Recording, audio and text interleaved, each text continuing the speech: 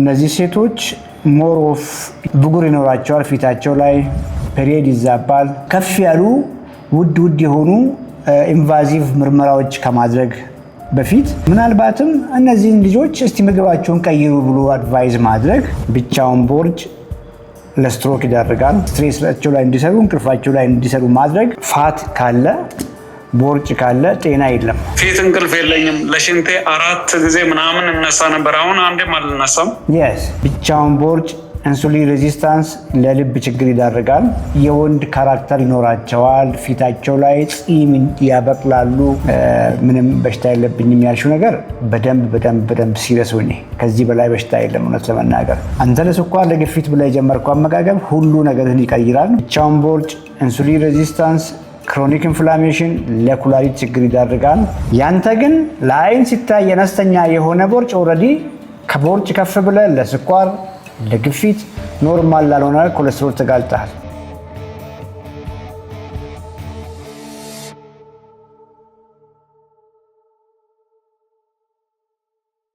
እንዴት ናችሁ? እንዴት ዋላችሁ?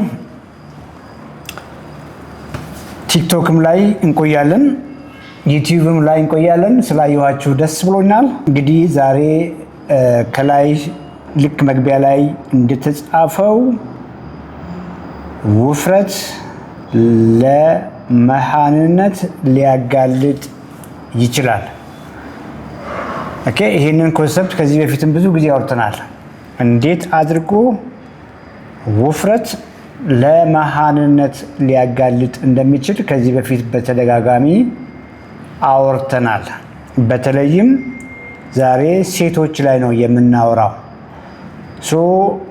ለዚህ ለዩቲዩባችንም ለቲክቶካችንም አዲስ ያልሆናችሁ ሰዎች ከዚህ በፊት በተደጋጋሚ ከአመጋገብ ጋር ተያይዞ ከአኗኗር ጋር ተያይዞ መስል እየቀነሰ ጡንቻ እየቀነሰ በተቃራኒው ፋት ስቶር ስናደርግ የሚከሰት ሴቶች ላይ የሆርሞን መዛባት ይከሰትና እነዚህ ሴቶች ሞር ኦፍ የወንድ ካራክተር ይኖራቸዋል። ፊታቸው ላይ ፂም ያበቅላሉ፣ ብጉር ያበቅላሉ፣ ብጉር ይኖራቸዋል ፊታቸው ላይ ፔሪየድ ይዛባል፣ ድምፃቸው ሁሉ ሊጎረንን ይችላል ብለን አውርተናል። እና ይሄንን የሚያስታውስ ሜቢ ቲክቶክም ላይ ዩቲዩብም ላይ ኮመንት ላይ ጻፉልኝ። ብዙ ጊዜ በተደጋጋሚ እናነሳለን እና ዛሬም የግድ በዚህ ኢሹ ላይ ማውራት ስላለብን ነው ያወራነው። ኮመንትም ላይ ከዚህ በፊት ይሄን የሚያስታውሰው ካለ ምስራቅ ስላየሁሽ ደስ ብሎኛል። ምስራቅ ይሄን የሚያስታውስ ከሆነ ኮመንት ላይ ጻፉልኝ። ዩቲዩብም ላይ ቲክቶክም ላይ ጻፉልኝ። ከዚህ በፊት የሚያስታውስ ከሆነ የሚያስታውሰው ኮመንት ላይ ጻፉልኝ። በተደጋጋሚ ሴቶቻችንን የማርገዝ እድላቸውን የሚቀንስ የግድ የሚገርማችሁ ነገር እነዚህ ሴቶች ወፍራም ላይሆኑ ይችላሉ። ብዙ ጊዜ የምታሰበው ሴቶች ፋፍተው ወፍረው ሳይወፍሩም ስትታይ ቀጭን የሆነች ሴት አሁን ባልኳችሁ መንገድ ለፔሪየድ ያለመስተካከል እርግዝና ጋር ችግር የማርገዝ እድል አነስተኛ የሆነ እርግዝናም ሲከሰት ለተደጋጋሚ ውርጃ የሚጋለጡ አዲስ ተጋቢዎችን አስተውላችሁ ከሆነ መንስኤው ይሄው አሁን ያልኳችሁ ሊሆን ይችላል። የሚያስታውስ PCOS ታንክ ዩ ዶክተር ቢኒያም የስ አመሰግናለሁ። አንተማ ምን ይነገራል? ታንክ ዩ ዶክተር ቢኒያም። ዶክተር ቢኒያም ቤተሰብ ነው። ዶክተር ቢኒያም ስላየሁ ደስ ይለኛል። ሜቢ ይህን ፕሮግራም ከዚህ በፊት የምታውቁ ሰዎች ዩዥዋል በኮንቬንሽናል ፕራክቲስ አእምሯችን ላይ PCOSን ብዙ ጊዜ የምንስለው ሴቶቹ በጣም ወፋፍራም ናቸው፣ ቦርጫም ናቸው፣ እድሜያቸውም ከፍ ያሉ ሊሆኑ ይችላሉ፣ ፊታቸው ላይ ፀጉር ብጉር ይኖራቸዋል፣ ድምፃቸውም ሊጎረንን ይችላል። እነዚህ ፊቸሮች ካሉ ቲፒካል ፊቸር በመሆናቸው ወዲያው አእምሯችን ላይ ፖሊሲስቲክ ኦቫሪ ሲንድሮም ይመጣልናል። እንግዲህ ይሄ ነገር ሜታቦሊክ ነው ብለን ከዚህ በፊት በተደጋጋሚ አውርተናል። ይሄ ከኢንሱሊን ሬዚስታንስ ጋር ነው የሚያያዘው። ሴቶቹ ኢንሱሊን ሬዚስታንት በመሆናቸው ወይም ደግሞ ከፍተኛ ኢንሱሊን ስለሚያመርቱ በፊት ይመረት የነበረ ኤስትሮጂን አነስተኛ የሆነና በተቃራኒ ደግሞ ከፍተኛ የሆነ የወንዶች ሆርሞን ወይ ደግሞ አንድሮጂን ወይ ቴስቶስትሮን ከፍ ያለ ይሆናል ብለን ስናወራ ነበር። ሰሞኑን 2026 ላይ በቅርብ ጊዜ ማለት ነው ስሙ ተቀየረ። ተርሙ ፖሊሲስቲክ ኦቫሪ ሲንድረም ነው የሚለው። ያንን ተርም ኮምፕሊትሊ ቀየሩትና በሌላ አዲስ ስም አመጡ። አዎ ይሄ ነገር ከሜታቦሊክ ችግር ጋር ይያያዛል የሚል ግንዛቤ ጨበጡና አሁን ፖሊ ኢንዶክራይን ሜታቦሊክ ኦቫሪያን ሲንድረም አሉ። ኦኬ ፖሊ እንግዲህ የእንግሊዝኛው የሕክምና ተርሞች ናቸው። ፖሊ ኢንዶክራይን ማለት እንግዲህ ብዙ ኢንዶክሪን ሆርሞኖች ይሳተፋሉ እዛ ላይ ለማለት ነው። ከዛ ውጭ ደግሞ ይሄ ነገር ከአኗኗር ጋር፣ ከአመጋገብ ጋር፣ ከላይፍ ስታይል ጋር ይያያዛል ብለው ያንን ግንዛቤ ስለጨበጡ ፒኤምኦኤስ ሆኗል። አሁን ፒኤምኦኤስ ፖሊ ኢንዶክራይን ሜታቦሊክ ኦቫሪያን ሲንድረም። ይሄ እንደ ጄኔራል ኢንፎርሜሽን ነው እንግዲህ የዳይሬክት የሆነ የህክምና አድቫይስ አይደለም። ቀላሉ መንገድ አንዲት ሴት በተለይ አዳዲስ ተጋቢዎች ሆነው የፈርቲሊቲ ኢሹ ካለ በጣም አስጨናቂ ነው በካልቸራችን። ያችን ሴት ምንም እንኳን ወፍራም ባትሆን እንግዲህ ከዚህ በፊት አውርቻቸዋለሁ፣ በጣም ስሊም የሚመስሉ ሞዴሊስት የመሰሉ ወጣት ልጆች ላይ እንኳን ሊከሰት ይችላል ብያቸዋለሁ። ቲፒካል ፊውቸር አልትራሳውንድ ሲታይ ኖርማል ሊሆን ይችላል ብያቸዋለሁ። ምንም ሲስት ላይኖራቸው ይችላሉ እነዚህ ሴቶች። ቲፒካል መጽሐፍ ላይ የምናስባቸው ቅድም ያልኳችሁ ቦርጫም ሴቶች፣ ፂማም ሴቶች፣ ብጉራም ሴቶች ሳይሆኑ ወጣት ሆነው ቅርጻቸው ምንም ሳይጓደል ሞዴሊስት የመሰሉ ፊታቸው ላይ ብጉር ሳይኖር ፔሪየድ ኢቭን ሊዛባ ይችላልና የማርገዝ ዕድላቸው ሊቀንስ ይችላል። በጣም ከፍ ያሉ ውድ የሆኑ ኢንቫዚቭ ምርመራዎች ከማድረግ በፊት ምናልባትም እነዚህን ልጆች እስቲ ምግባቸውን ቀይሩ ብሎ አድቫይዝ ማድረግ፣ እስቲ ትንሽ ወክ አድርጉ ተንቀሳቀሱ ብሎ ወክ ማድረግ እንዲያደርጉ ማድረግ፣ ስትሬሳቸው ላይ እንዲሰሩ እንቅልፋቸው ላይ እንዲሰሩ ማድረግ ቅድም ካልኳቸው ኢንሱሊን ሬዚስታንስ ጋር ተያይዞ የሚመጣውን ነገር ሊያሻሽል ይችላል። ምናልባትም እነዚህ ሴቶች ለብዙ ወጪ ለብዙ ጭንቀት ሳይዳረጉ አንድ የማርገዝ እድላቸው ከፍ ያለ ይሆናል። ሁለት ደግሞ ካረገዙ በኋላም የሚስከሬጅ ወይም ደግሞ የአቦርሽን እድል አነስተኛ ይሆናል። በተለይ ስፖንታኒስ የሚባለው ነው እያልኩ ያለሁት። ይሄ እጅግ ኢምፖርታንት ነው። ስለ ሩት ኮዝ ሜዲሲን ስናወራ እነዚህ የተለያዩ የሚመስሉን ህመሞች ብዙ ጊዜ መንስኤያቸው ሩት ኮዛቸው አንድ ነው። ስማቸው ነው የሚለያየው። በተለይ ወንዶች ላይ ኤሬክታል ዲስፈንክሽን፣ ሴቶች ላይ አሁን ያወራ ነው ፒኤምኦኤስ፣ ፋቲ ሊቨር፣ ኦቤሲቲ፣ ዲያቤተስ ታይፕ 2፣ ሃይፐርቴንሽን፣ ከፍ ያለ የዩሪክ አሲድ። ኦኬ እነዚህ በሙሉ ስማቸው የተለያየ ግን መንስኤያቸው አንድ የሆኑ ህመሞች ናቸው።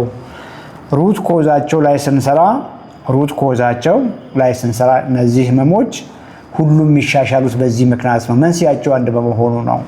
መንስኤያቸውን ቀይረን አመጋገባቸውን ቀይረን ቅድም ባልኳችሁ መንገድ ሄልዚ ላይፍ ስታይል እንዲኖሩ ስናደርግ ፒኤምኦኤስ ያልኳችሁ አሁን ሴቶች ላይ የማርገዝ እድል ያመጣል ያልኳችሁ ይሻሻላል።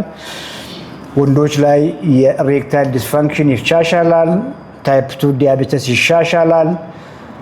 ከፍ ስልም ደግሞ እነ ካርዲዮቫስኩላር ኢቨንቶችም ወይም ደግሞ የልብ ወይ የስትሮክ ኢሹም ሪስካቸው ይቀንሳል ማለት ነው። ቢኮዝ ዘ ሴም የሆነ የጋራ የሆነ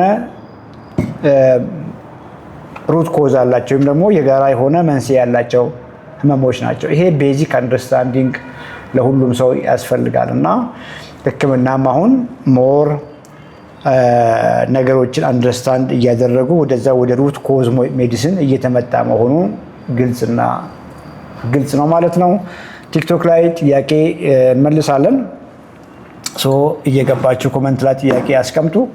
ዩቲዩብም ላይ ጥያቄ ስትጠይቁ በኮመንት ላይ ስትጠይቁ እንመልሳለን። ከዚች ከዩቲዩብ ላይቭ በኋላ ዛሬ አጭር ላይቭ ነው የሚኖረን ዩቲዩብ ላይ ቢኮዝ ከዚህ በኋላ ከመንበሮች ጋር የኛ የዩቲዩብ መንበሮች ካላችሁ እዚህ ላይ ኮመንት ላይ አንድ ቁጥር ጻፉልኝ። መንበርስ የዩቲዩብ መንበሮች ቀጥታ ላይቭ ይኖረናል። ይሄ ጀነራል የሆነ ለጠቅላላው ማህበረሰብ እናስተላልፈው ላይቭ ካለቀ በኋላ ለዩቲዩብ ቤተሰቦች ለዩቲዩብ መንበሮች ላይቭ ይቀጥላል። ዋን ቱ ዋን ኢንተራክሽን ይኖረናል። ዳይሬክት የሆነ ኮሚኒኬሽን ይኖረናል። ሌሎቻችሁም ደግሞ እዚሁ ላይቭ ላይ ያለን መንበር መሆን ትችላላችሁ። በተለይ ከሀገር ውጭ ያላችሁ ቀላል ነው። እዛ ፊት ለፊታችሁ ፎርሙን ሞልታችሁ ላይቭ መንበር መሆን ትችላላችሁ። ስምረት ካሳሁን ከዚህ ላይቭ በኋላ መንበሮች ላይ ስለምንቀጥል እዛ ላይ ዶክመንቶችን ዳታዎችን ቢያዝ ያለህን እጅ ላይ በኋላ የምጠይቅህን ነገር በተለይ ክብደት፣ ቁመት፣ የወገብ ልኬት፣ ሜዲኬሽን እየወሰድክ ያለው ብዙ ነገር ጀነራል ነገር ስለምናወራ ሁሉ ነገር ኮምፓይል አድርገህ ያዝና ከዚህ ላይ በኋላ እንቀጥላለን። ኤኒዌይ ቁርስ ላይ ፎከስ አድርግ። ቁርስ ላይ ኳሊቲ ፕሮቲን የምንላቸው ምግቦች እና አሳን እና ስጋ ሊሆኑ ይችላሉ። ቅድም ጠዋት ያረከውም እንቁላል ሊሆን ይችላል፣ ግን በቂ አይደለም ቅድም ያረከው እንቁላል። ኤኒዌይ ቁርስ ላይ 30 ግራም እስከ 50 ግራም ፕሮቲን ለማግኘት ሞክር። ለጊዜው አትክልቶች ሳይድ ዲሽ ተጠቀም፣ እነሱ ላይ ቆይ። ዘን ሁለተኛ ምግብም ሶስተኛ ምግብም ላይ እንደዛው ዋና ቤዝ ኳሊቲ ፕሮቲኑንና አትክልቶች ላይ ቆይ። ስኳርን በየጊዜ ቼክ አድርግ። ከምግብ በኋላ 10 ደቂቃ ወክ። ዘን ስቴፕ ካውንተር ሙላና እስከ 8000 እስከ 10000 እርምጃ በየቀኑ ወክ ለማድረግ ሞክር። ያንንም ከፋፍለን ማለት ነው። የተወሰነውን ጠዋት ላይ፣ የተወሰነውን ቀን ላይ፣ የተወሰነውን ማታ ላይ ከራስህ ከኑሮህ ጋር ከስራ ሁኔታ ጋር አመቻችተህ ሞር በእግር ወክ ለማድረግ ሞክር። ለውጥህን እያየህ ሌሎች ሄልዚ ካርብ ብለን የምንላቸውን ደግሞ ከጊዜ በኋላ እየጨመርክ ሂድ። ፐርሰናሊ ደግሞ አይ ቲንክ ኦልሬዲ ፕሮሰስ ላይ ስላለ በደንብ እናግዛለን። ስለዚህ ሰመራይዝ ሳደርግልህ ዛሬ የበላኸው 5 እንቁላል በቂ አይደለም ነው እያልኩ ያለሁት። ተጨማሪ ግሪክ ዮገርት አይብ ነክ አድርግ። እንደገና ደግሞ የጥጋብ ስሜት በደንብ እንዲሰማ አትክልት ጨምር። ጠዋት ላይ በደንብ እየሰማኝ ነው ብዬ አስባለሁ። ምሳ ላይም እንደዛው አድርግ። አሳ ነክ ነገር፣ ቺክን ነክ ነገር፣ የቀይ ስጋም ሊሆን ይችላል። ይህን አድርግ። ሁልጊዜ ካላጠገበህ በቂ ከጎን ኮቴጅ ቺዝ አድርግ። አትክልቶች አድርግ። ጠግበህ ብላ። ሶስተኛ ምግብ ካስፈለገም ልክ እንደ ምሳው አድርግ። በቂ ካልሆነ ግን እያየን እንግዲህ ኤግዛክት ፎርሙላ ልሰራልህ አልችልም። በቀን ይሄን ያክል ግራም፣ ምሳም ይሄን ያክል ግራም፣ ይሄን እራትም ይሄን ያክል ግራም ብዬ ኤግዛክትሊ ካልኩሌት አላደርግልህም። እስክትመጣ ድረስ ግን በተለይ ቁርስ ላይ በቂ ምግብ ጠግበህ ለመብላት ሞክር። ሁለተኛ ምግብም ልክ እንደ ቁርሱ አድርግ። እነዚህ አሁን እንደ እንቁላል ብዙ ጊዜ የተለመደው ቁርስ ላይ በመሆኑ እንጂ የግድ እንቁላል ቁርስ ላይ ብላ እያልኩ አይደለም። ሌሎች አማራጮችም ተጠቀም። እንቁላል መሆን ይችላል፣ ስጋ መሆን ይችላል፣ አሳ መሆን ይችላል። ምንም ችግር የለውም። እነዚህን ግን ከዳቦ ጋር ሳይሆን ከእንጀራ ጋር ሳይሆን ከበቂ አትክልት ጋር አድርግ። አት ኤኒ ታይም ኮሚኒኬት አድርግ፣ እናግዛለን። ሙልጌታ ከሚት ላይ አንሳ። አመሰግናለሁ ዶክተር። ሰላም ነው? ደህና ነኝ። እንዴት ነህ? እግዚአብሔር ይመስገን ሰላም ነው። ፕሮግራሙ ይታወቃል፣ አንተ ጋር ታውቀዋለህ? በደንብ ነው እንጂ በደንብ አውቀዋለሁ። ጎበዝ። ራስን አስተዋውቅና ቀጥል። ሙሉጌታ በላይ ይባላለሁኝ። ከሐዋሳ ነው የምደውለው። ይሄን ፕሮግራም ከተቀላቀልኩ ዛሬ 15ኛ ቀኔ ነው። ስከታተለው የቆየሁት አመት ይሆነኛል እና በመቅዲ በኩል ገብቼ ነበር የተመዘገብኩት። ያለው ሁኔታውን በዚህ በ15 ቀን ውስጥ ጥሩ ላይ ነኝ ያለሁት። የሚሰሙኝ ስሜቶች ሁሉ የሉም። ያው ግን ሱካሩ ያው የ3 ወሩ 9.5 ነበረ። እሱን አሁን እንግዲህ ቀጣይ ነው ስመረመር ማውቀው። ወደዚህ ወደ እናንተ ጆይን ሳደርግ 340 ነበረ የዕለቱ። ትላንት ወዲያ ዝም የቼክ ስደረግ 128 መጥቷል። ያው ቁርሴን ባላችሁኝ መሰረት ነው ቁርሴንም ምሳዬንም ራቴንም እየተጠቀምኩ ያለሁት። እኔና ዳቦ እንጀራ ተለያይተናል። ዛሬ 15ኛ ቀናችን ነው። ቆጮ ሲሆነ ቆጮ ጋር የሆነ የሚቀርብ ዳቦ ይመስል በላን። ባለፈው ከባለቤቴ ጋር እዛ ነበርንና ስጋ ቤቶች ጋር ይቀርባል። ኖርማል ቆጮ አይደለም ግን እንደ እንጀራ አድርጎ ነው ይቀርባል። እንደ እንጀራ ይመስላል። አዎ ስሙን ሳሳ ያለች ስሙን ጥራልኝ እስቲ። የቆጮ ቂጣ ነው። ሌላ ምን ስም አለው? በቃ ይቀርባል። ብዙ ጊዜ ሆቴሎች ከስጋ ቤቶች ውስጥ ይቀርባል። ይቀርባል። ይቀርባል። የተለየ ስም ያለው መስሎኛል። እሱም አይሆንም ታውቃለህ። አዎ እውነት ነው። ጤንነት ይሰማል። 15 ቀን እንግዲህ ሰዎች አጭር ይመስላቸዋል፣ ግን ከፍተኛ ጤንነት ይሰማል ብዬ አስባለሁ። የተሰማ ነው? ጤንነት ይሰማል? ኤነርጂ ቆንጆ ነው? እኔ በደንብ ይሰማኛል። ያደክመኝ ነበረ። እንቅልፍ በጊዜ ነው የሚጥለኝ ከስራ ውዬ ስመጣ። አሁን እንደፈለኩኝ የፈለኩትን ያህል ሰዓት ቁጭ እላለሁኝ። በሌሊት እነቃለሁኝ። እንቅልፍ ደግሞ ቆንጆ እንቅልፍ ተኛለሁኝ። ፊት እንቅልፍ የለኝም። ለሽንቴ 4 ጊዜ ምናምን እነሳ ነበር። አሁን አንዴም አልነሳም። እንግዲህ የተባለውን ነገር ያደረኩኝ ያው የመጀመሪያ ሳምንቱን ቀጥል ብላኝ ዶክተር። ምንም ችግር የለውም። ዋናው ነገር ዶክተር ሌኒ ወጣለች። አሁን ኮሚኒኬት አድርጋት። ምንም ችግር የለውም። አሁንም ብትደውልላት ቮይስ ብታስቀምጥላት ታግዛለች። ኤኒዌይ ይሄ ፕሮግራም ለክሊያንቶች ሳይሆን ጀስት አዳዲስ ሰዎች ጆይን ማድረግ ያልቻሉ ሰዎችን ለማገዝ ነው የምንገባው። ጠግበ ብላ እሷም ነግራለች። በተለይ ቁርስ ላይ በደንብ ጠግበ እንድትበላ ነግራለች። ከጎን አትክልቶች ላይ ነው ያለው። እዛው ባለህበት ሆነ ደግሞ ኤክሰርሳይዝ ጋይድ እናደርጋለን። ወክ እያረክ ነው? በየቀኑ ወክ እያረኩ ነው። ወደ መስሪያ ቤት ስሄድ ያው በእግሬ ነው የምሄደው። ስመለስም እንደዛው ነው። አሁን ምን ያክል ኪሎ ሜትር እንደሚሆን ማወቅ አንችልም። ኪሎ ሜትር ሲሄድ ብቻ 2 ኪሎ ሜትር ይሆናል እስከ ቢሮ ድረስ። ስመለስ 2 ኪሎ ሜትር 4 ኪሎ ሜትር ነው። መሀል ላይ ደግሞ ምሳ ስወጣ እንደዚሁ እንቀሳቀሳለሁኝ። ምንድነው ጀስት ምግብህን አስተካክለሃል፣ ካልኩሌት ተደርጎልሃል። የኛ ክሊያንት ነህ። በቂ ኳሊቲ ፕሮቲኖችን በፎርሙላው መሰረት በተሰራልን መሰረት ጠግበህ ብላ። አትክልት ሁልጊዜ አይጎልም። ቬጂቴብልስ ከመሬት በላይ የበቀሉ ላይ ነው ያለው አውቃለሁ። ከመሬት በላይ የበቀሉ አትክልቶችን እየበላህ ቀጥል። 3 ሳምንት ስኳሩ ቅድም ባልከኝ መሰረት ከፍ ላለ ሰው 3 ሳምንት ገና ነው። 1 ሳምንት ጨምር፣ ወር ይሙላ። ዘሚናዊል ሁልጊዜ በልተህ ስትጨርስ ለ10 ደቂቃ ሙቭ አድርግ። ይሄ ለሁላችሁም ነው። ምግባችሁን ተመገቡ። ምግባችሁ የትኛውንም አይነት ምግብ ቢሆን ምግብ እንደጨረሳችሁ ለ10 ደቂቃ ተንቀሳቀስ። በጣም ይጠቅማል። ከዛ ውጭ ስቴፕ ካውንተር አርግና ስልክ ላይ ስቴፕ ካውንተር አፕሊኬሽኑን አውርደ የተለካ መሆን መቻል አለበት። ከ8000 እስከ 10000 እርምጃ ማለት ነው። ይሄ አንዳንዴ ያደረክ አንዳንዴ አለማድረግ አትችልም። ልክ እንደ ፕሮቲን ማለት ነው። በቀን ማግኘት ያለበት ፕሮቲን በየቀኑ አይጎልም። ከጎን ያሉት ካርቦሃይድሬቶች አሁን አትክልት ላይ ያለው ከጊዜ በኋላ ለውጥን እያየን ፍራፍሬ፣ ጥራጥሬ፣ ወክ ከ8000 እስከ 10000 ወይ ሰዓት ላይ ወይ ስልክ ላይ አፕሊኬሽኑን አድርግና ተንቀሳቀስ። ወር ከሞላ በኋላ መስልህን እንዴት ቢውልድ እንደምታደርግ በቀላል ኤክሰርሳይሶች በቀላል ጂም ቤስ መግባት ሳይኖርብህ ጡንቻህን እንዴት አድርገህ እንደምትገነባ እናወራሃለን። ምክንያቱም ይሄን ሁሉ ኳሊቲ ፕሮቲኖች ተመገቡ ብዬ ብዙ ጊዜ የማወራው እያዘጋጀን ነው። ሰውነትህን ባለማወቅ ብዙ ጊዜ ለረጅም ጊዜ በመቀመጥ የምግብ ግንዛቤ ሳይኖረን የተገኘውን ምግብ እየበላን ጡንቻችን እየደከመን እየሟሸሸን የመጣው።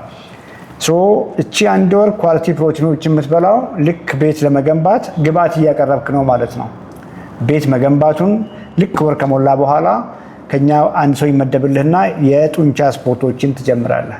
ይሄን አድርገ በአጭር ጊዜ ሪኮምፕ አድርገ ቦርጭ እየቀነሰ ሰውነት እየተገነባ ወደሚቀጥለው ስቴፕ እንወስዳለን። ሙሉጌታ በውስጥ ኮሚኒኬት እናደርጋለን። በርታ። እንዴት ነህ ዶክተር? እግዚአብሔር ይመስገን። እንዴት ነሽ? እግዚአብሔር ይመስገን። ራስሽን አስታውቂ። አስቴር እባላለሁ።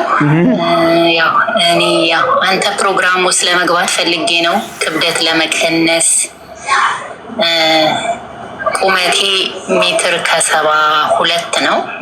ክብደቴ ደግሞ አሁን ሰሞኑን ትንሽ 93 ነው። ስንት ዓመትሽ ነው? ምንም አይነት የጤና እክል የለብኝም። 39 ዓመትሽ ነው?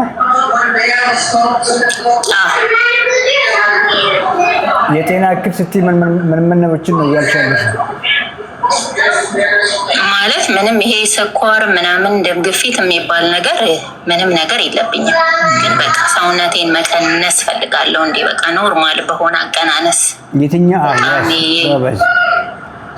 መቀነስ የፈለግሽው ሰውነትሽን አይደለም? እሺ ስቡን ነው። ስቡ ያንቺ ሰውነት አይደለም አይደል? ስቡ ያንቺ አይደለም፣ ከጊዜ በኋላ የመጣ ነው። እሱን ነው የፈለግሽው። እናግዝሻለን። ዛሬ ምን በላሽ?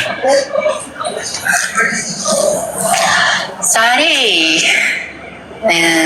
ሰሞኑን ሩዝ ምናምን አቆሚያለሁ። ግን ዛሬ ትንሽዬ ሩዝ እና በአትክልት የተሰራ ዶሮ እና ሰላጣ። ዶሮ ምን ያክላል መጠኑ በግራም? ይሄ ማለት በግራም አላውቀውም። ይሄ አንድ ደረቱን አለ አይደለ? ግን እጣዩ ቺክን ብረስት። ከምን ጋር በላሽ? ከነጭ ሩዝ ጋር። ነጭ ሩዝ ጋር እና ሰላጣም አለው። ቁርስ ምን በላሽ? ቁርስ ብራውን ብሬድ አንድ ስላይስ በፒናት ባተር አድርጌ ከኮፊ ጋር።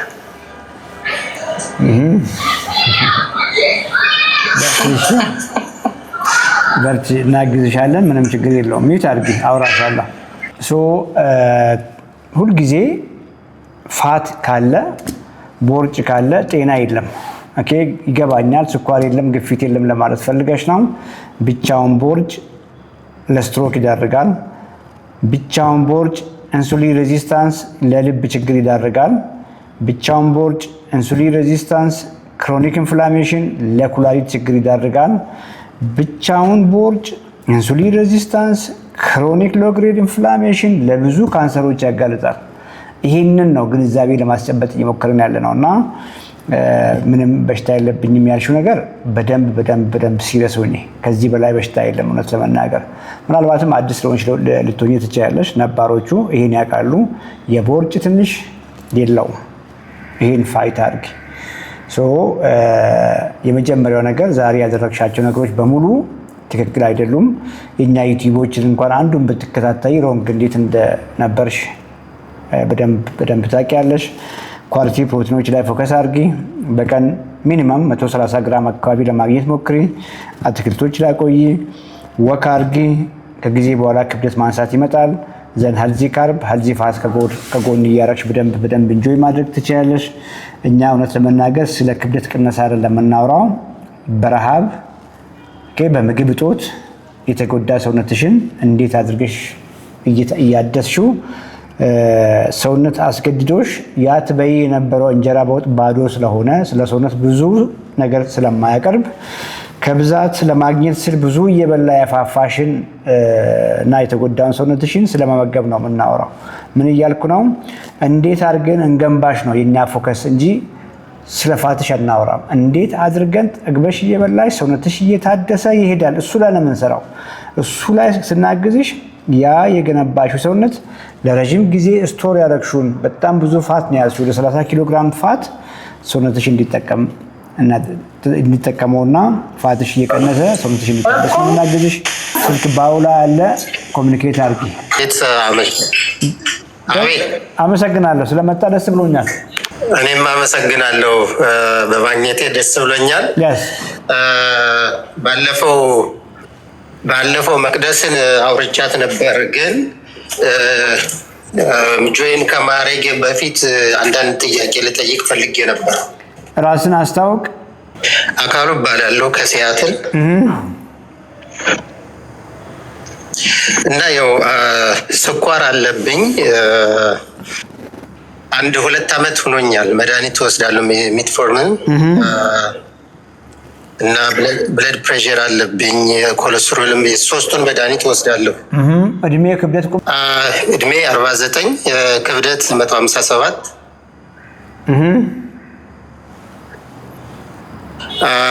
ብዙ ጊዜ ምግብ ኮንትሮል ለማድረግ እሞክራለሁኝ፣ ግን አሁን በአጠቃላይ እንጀራ አልበላም። ብዙ ጊዜ አትክልት ነገሮች ነው የምንመገበው።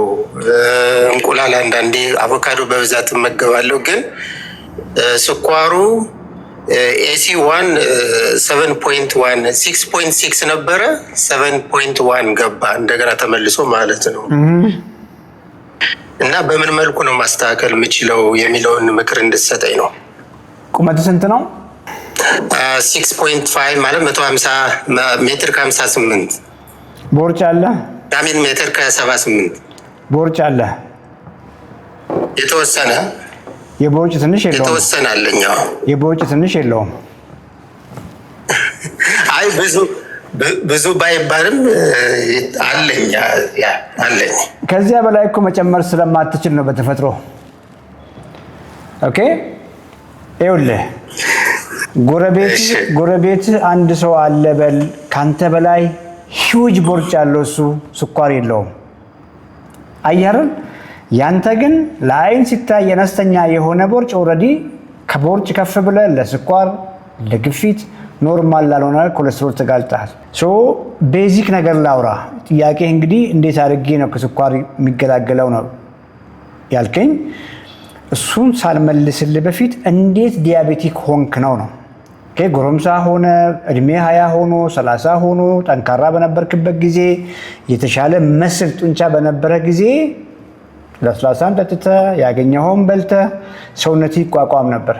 ያ የነበረ ጡንቻ ያንን ከፍተኛ ኃይል ሰጪ ምግቦችን ወስዶ ይጠቀም ነበር ነው እያልኩ ያለሁት። እንዴት አድርጌ ልገላገለው? የተሻሉ ምግቦችን እየበላ ዶዝ አለው። እንግዲህ ለዛ ነው ጆይን አደርጋለሁ ያልከው። ቁርስ ላይ ዶዝ አለው፣ ምሳ ላይ ዶዝ አለው፣ ራት ላይ ዶዝ አለው። 3 መብላት ካለብህ ከጎን ያሉ ሄልዚ ካርቦሃይድሬት ብለን የምንላቸውም እንደዛው፣ ሄልዚ ፋት የምንላቸውም እንደዛው። የሁላችሁም ይለያያል። ባይዘ ይሄን እያደረግን ሞር እንድትንቀሳቀስ ይሆንና አቅምም ስለምታገኝ የተሻሉ ምግቦችን ስለምትመገብ መስል ቢውልድ ማድረግ ትጀምራለህ። መስል ቢውልድ እያደረግ ስትሄድ ያቺን አካት ቦርጭ እየቀነሰች ስትመጣ ስኳሩም ወደ ኖርማል ይመጣል፣ ግፊቱም ወደ ኖርማል ይመጣል፣ የኮሌስትሮል ኢሹም ይሻሻላል። እንግዲህ ሄሞግሎቢን A1C 7 ቤት ከሆነ እንደ ቀላል አድርጋት። ቢኮዝ በሕክምናው 7 መድኃኒት እየወሰድክ 7 ቤት ከገባ ቆንጆ ነው የሚሉ አውቃለሁ።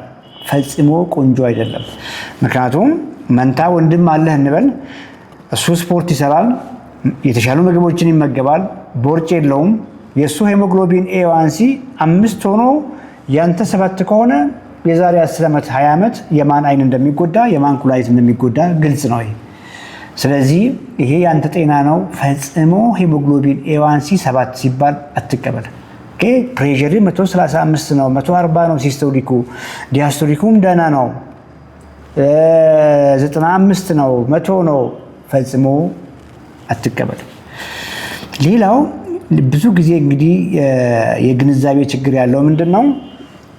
አሁን እስከዛሬ እየበላህ በመጣኸው መንገድ ምግብህን ሳትቀይር ያንተን ሄሞግሎቢን A1C የ3 ወር ስኳር ነው እያልኩ ያለሁት በመድኃኒት ኃይል ብዙ ጊዜ እንደማይሳካ ቃለው 5 ብታመጣ እንኳን መድኃኒት ላይ ያለ አይንህ መጎዳቱ አይቀርም፣ ኩላሊትህ መጎዳቱ አይቀርም፣ ልብህ መጎዳቱ አይቀርም፣ ለስትሮክ መጋደልህም ከፍ ያለ ነው። ምክንያቱም ግራ ነው የሚገባው። እንዴት መድኃኒት ወስጄ ስኳሪ ኖርማል ሆኖ አይኔ ለምን ይጎዳል፣ ኩላሊቴ ለምን ይጎዳል እያልክ ልታስብ ትችላለህ። ጠይቃቸው። በስኳር አይናቸውን ያጡ ሰዎች፣ ሃርት አታክ ዴቨሎፕ ያደርጉ ሰዎች የስኳር መድኃኒት ላይ ያሉ፣ የስትሮክ ኢሹ ያጋጠማቸው ሰዎች ልክ እንዳንተው ሜዲኬሽን ላልነበሩ፣ ልክ እንዳንተው ኢቭን ካንተ ሻል ባለመልኩ የስኳር ቁጥጥራቸው ኖርማል ነበር። ይሄ ባይሆን ኖሮ ሰዎች የስኳር መድኃኒት እየወሰዱ የግፊት መድኃኒት እየወሰዱ ለአይን ችግር፣ ለኩላሊት ችግር፣ ለልብ ችግር ባልተጋለጡ ነበር። መድኃኒት መውሰድ መጥፎ ነው እያልኩ አይደለም። መድኃኒት ላይ ያላችሁ ሰዎች ቀጥታ ምግባችሁንም ቀይሩ። ሞር ወክ አድርጉ፣ ሞር ሙቭ አድርጉ። ምክንያቱም ለስኳር የዳረጋችሁን ሰውነት ካልቀየራችሁ ስኳራችሁ እንኳን በመድኃኒት ኃይል ኖርማል ቢሆን ያንኑ እየበላችሁ ጡንቻችሁ እየማሸሸ ቦርጫችሁ እየጨመረ ይመጣል። ከሱ ጋር ተያይዞ ኢንሱሊን ሬዚስታንስ ይጨምራል፣ ክሮኒክ ኢንፍላሜሽን ይጨምራል። ለዚህ ነው ሰዎች መድኃኒት እየወሰዱ ምግባቸውን ካልቀየሩ ቅድም ያልኩ የጤና እሾች ሁልጊዜ መምጣታቸው አይቀርም ብለን ምንጮኸው። መድኃኒትን ቀጥል፣ እናግዛለን። ላይፍ ስታይልን እዛ ላይ ስንጨምር በአጭር ጊዜ ውስጥ ለስኳር ብላ የጀመርከው አመጋገብ ሁሉ ነገርን ይቀይራል። ኮመንት ላይ ያሉ የኛ ክሊያንቶች ይኖራሉ ብዬ አስባለሁ። አንተ ለስኳር ለግፊት ብላ የጀመርከው አመጋገብ ሁሉ ነገርን ይቀይራል። የኛ ቲሞች ከዚህ በፊት እንግዲህ ምግባችሁን ቀይራችሁ ከስኳር ግፊት የተገላገላችሁ ሰዎች የስ ይቻላል በሉት፣ ስለሚቻል ነው። እና ከስኳር መገላገልህ ከግፊት መገላገልህ እውነት ለመናገር ትንሹ ነገር ነው። ከቦርጭ መገላገልህ ከምታገኘው አዲስ ህይወት አንጻር ሚኒመም ትንሽ ነገር ነው እውነት ለመናገር። ስለዚህ በደንብ ግንዛቤ አግኝታል ብዬ አስባለሁ። ስንት ዓመትሽ ነው ዘንድሮ? 35 ዓመትሽ ስንት ነው? 60 ሜትር ከ60 ሜትር ከ60። ምሳ ምንድን ነው የበላሽው? ጥብስ። በቂ ነበር? ምን ያክላል? በቂ ነው። በእንትን በጎድጓዳ ሳህን ለመሙላት የተቃረበ ነበር። ጠግቤያለሁ። በእርግጥ አትክልት አለሽ ከጎን? ሆዴ በቃሽ እስኪለኝ በልቻለሁ። ቦርጭ አለ ሆድሽ ላይ?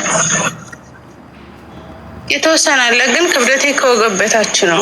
ብዙ ጊዜ የሚያመዝነው ከወገብ በላይ ያለው አይወፍርም። ሚዩት አድርጊና አውራሻለሁ ትንሽ።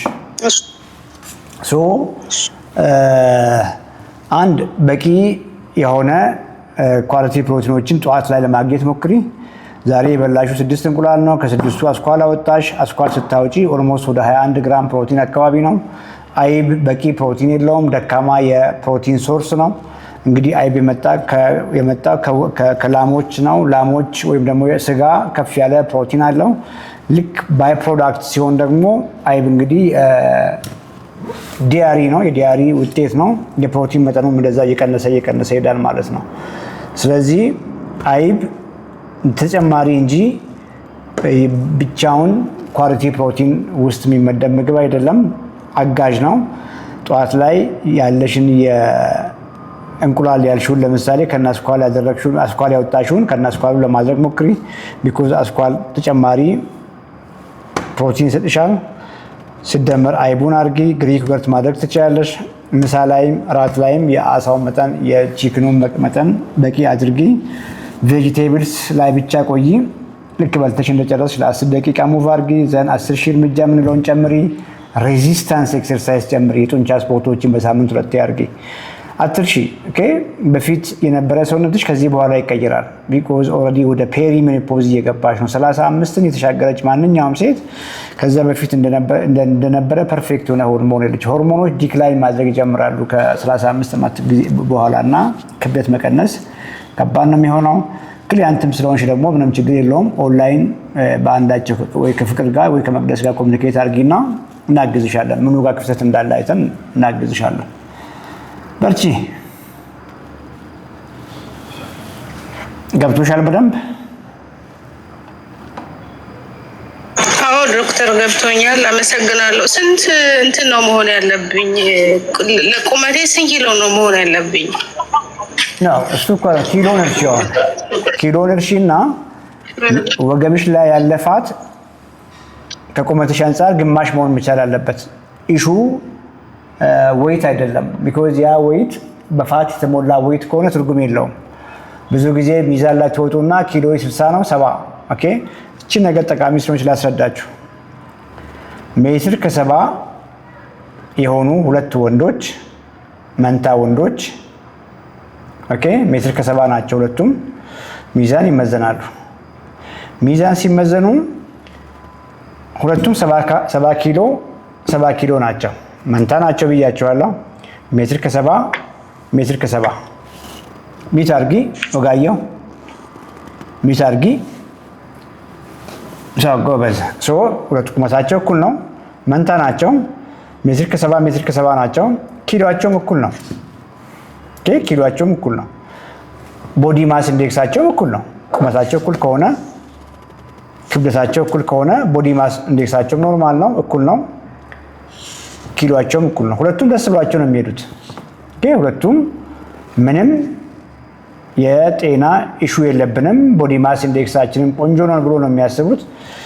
ኪሎአችንም ቆንጆ ነው ብሎ ነው የሚያስቡት። ወይም ሚዛን ላይ ወጣችሁ የምታዩት ነገር ምንም ነገር አይገልጽም እንበልና 100 ኪሎ ግራም ጤፍ 100 ኪሎ ግራም ስንዴ ከላይ በማይታይ ዕቃ ቢመዘን ሁለቱም 100 ኪሎ ግራም ነው የሚለው፣ ውስጡ ያለውን አያሳይም። ሚዛንም እንደዛ ነው። ያ 70 ኪሎ ጡንቻ በጡንቻ የሆነ ሰውነት ይሁን ወይንም ደግሞ በቦርጭ የተሰራ ሰውነት መሆኑን አይገልጽም ማለት ነው። ለዚህ ነው ሁለቱን ወንድማማቾች ወገባቸውን ሲለኩ ጤነኛ የሆነው ጡንቻ በጡንቻ የሆነው የወገቡ ልኬት ከ85 በታች ሊሆን ይችላል። ቦርጫም የሆነው ግን ጡንቻ በቂ የለውም። ሆዱ ላይ ሰፋ ያለ ፋት አለው። ምናልባትም የወገቡ ልኬት 90-95 ሊሆን ይችላል ማለት ነው። ሁለቱም በሚዛን ወይ በቦዲ ማስ ኢንዴክስ ቢያስቡት ሁለቱም በጤነኞች ነን ብሎ ነው የሚያስቡት። አሁን ባልኩሽ መንገድ ግንዛቤሽን በደንብ ከፍ አድርገሽ ስታይ ዋናው ትርፍ ብዙ ፋት አለኝ ነው እንጂ ሚዛኔ ስንት ነው የሚለው ነገር ምንም ነገር አይነግራችሁም። እቺን ክሪቲካል ኮንሰፕት ለሁላችሁም ተጠቀሙ። አንድ ሰው ሜትር ከ80 ከሆነ ቁመቱ 1.80 ማለት ነው። ነጥቧን አንሱና 180 አድርጉት። 180 ስታርጉና ለሁለት አካፍሉት 90 ይመጣል። 90 እንኳን ከፍ ያለ ነው። ከ90 በታች ነው መሆን ያለበት። ከ90 በታች አንድ ሰው ሜትር ከ80 ከሆነ ከ90 በታች የወገቡ ልኬት ከሆነ ሜታቦሊካሊ ሄልዚ ነው ልንል እንችላለን። ስለዚህ ስንት ኪሎ መሆን አለብኝ የሚለውን ነገር ብዙ እንደው ሰዎችን ለማስተማር አይዲያል ቦዲ ዌይት ስንት ቢሆን ቆንጆ ነው ብለን ለመግለጽ ነው የምንጠቀመው እንጂ ሜታቦሊካሊ በደንብ